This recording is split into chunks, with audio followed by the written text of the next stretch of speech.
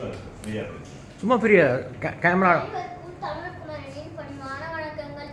போதையின் பாதை வேண்டாமே, மீளா துயரை தந்திடுமே, தீய போதை என்றிடுமே, தீராத நோய்கள் தந்திடுமே, பாதகம் செய்யும் முன் வாழ்க்கை பாலைவனமாயாக்கிடுமே.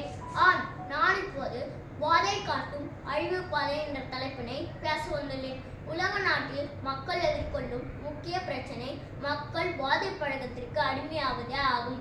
இந்த போதைப் பொருட்கள் மனித வாழ்வை சிதைத்து தனி மனிதன், குடும்பம், சமுதாயம் அனைத்தையும் சீரழிக்கும் ஒரு பெரும் அச்சுறுத்தல் ஆகும்.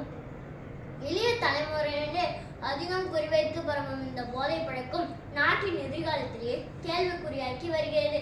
போதை போதை இது மரணத்தின் பாதை, போதை மரணத்தின் தரும் ஒரு மாயவலை என்ற வரிகளுக்கேற்ப போதைப் பொருட்கள் நம்ம அறியாமையே நம் வாழ்வில் சுரையாடும் மாயவலை.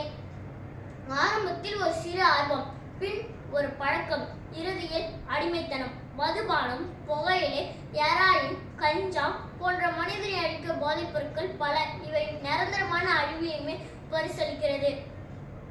வாழ்க்கை என்ற பூந்தோட்டம் போதையால் இன்று அது போராட்டம். போதை நாட்டிற்கும் வீட்டிற்கும் கேளிர் என்ற பாடல் வரிகளுக்கேற்ப போதைப் பொருட்களின் பயன்பாடு தனி மனிதனை மட்டும் பாதிப்பதில்லை. இதன் விளைவுகள் குடும்பத்தையும் சமூகத்தையும் நாட்டையும் சீரழிக்கிறது. போதை பழக்கத்தால் இதய நோய்கள், நரம்பு மண்டல குறைபாடுகள் போன்ற உடல்நல பாதிப்புகளும், மனசோர்வு, பதட்டம் போன்ற மனநல பிரச்சனைகளும் ஏற்படும். மேலும் இவை திருட்டு, வன்முறை போன்ற குற்றச் செயல்களுக்கும், கல்வியின்மை, வேலையின்மை போன்ற குடும்ப பொருளாதார நெருக்கடிகளுக்கும் காரணமாகின்றது. ஒவ்வொரு ஆண்டும் ஜூன் மாதம் 26ஆம் தேதி சர்வதேச போதை ஒழிப்பு தினம் அனுசரிக்கப்படுகிறது. போதை இல்லாத சமூகத்தை உருவாக்குவதே தனி மனிதனின் பொறுப்பு மட்டுமே என்று சமூகம் மற்றும் அரசாங்கத்தின் கூட்டு முயற்சி ஆகும். வாழ்வை அளிக்கும் நச்சு வரை போதை என்ற பெயரை உழைக்காதே. இளைஞனை விழிக்க வேண்டும். விழிப்புணர்வு விதையாய் மாற வேண்டும். போதையற்ற சமுதாயம் படைப்போம்.